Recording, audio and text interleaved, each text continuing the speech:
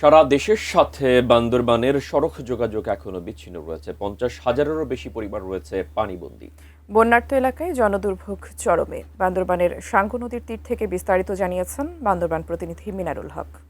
যে জায়গাটিতে দাঁড়িয়ে রয়েছে আমার পিছনে সাঙ্গু নদী, খরস্রোতা সাঙ্গু নদী, এটি এখন একেবারে বিপদসীমার উপর দিয়ে প্রবাহিত হচ্ছে এবং এই কারণে বান্দরবানের যে বিস্তীর্ণ নিম্নাঞ্চল রয়েছে সেগুলো প্লাবিত হয়েছে এবং বান্দরবানের প্রায় 50,000 পরিবার বিভিন্ন জায়গায় তারা এখনো পানিবন্দী এবং সেই সাথে যে শহরের 13টি যে আশ্রয় কেন্দ্র রয়েছে সেখানে এখন প্রায় 3 থেকে 4 হাজার পরিবার এখনো সেখানে অবস্থান করছে এবং এইসব জায়গা থেকে সেনাবাহিনী, প্রশাসন, বিজিবি এবং যে স্বেচ্ছাসেবক যে সংগঠনগুলো রয়েছে সেখান থেকে তাদেরকে সহায়তা দেওয়া হচ্ছে।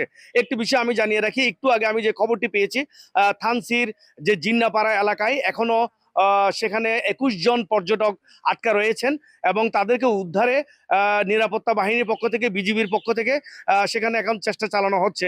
আরেকটি বিষয় আমি জানিয়ে রাখি যে বান্দরবানের যে সার্বিক যে বন্যা পরিস্থিতি, এই কারণে সড়কের উপর পানি উঠে যাওয়ায় বান্দরবানের সাথে সারা দেশের এখনো সড়ক যোগাযোগ বিচ্ছিন্ন রয়েছে। তবে এই পরিস্থিতিতে জেলা প্রশাসক সানিউল ফেরদৌস যেটি জানিয়েছেন যে সার্বিক বন্যা পরিস্থিতির কারণে যারা আশ্রয় নিয়েছে তাদেরকে বিভিন্ন সংগঠনের পক্ষ থেকে সব ধরনের সহায়তা দেওয়া হচ্ছে এবং সেই সাথে পাহাড় ধসের যে প্রাণহানি যে ঘটনা ঘটেছে বান্দরবনে 5 জন মারা গিয়েছে, এই ধরনের যাতে ঘটনা না হয় পাহাড়ের পাদদেশ থেকে ইতিমধ্যে লোকজনদেরকে সরিয়ে নিয়ে নিরাপদ আশ্রয়ে সরিয়ে নেওয়া হয়েছে।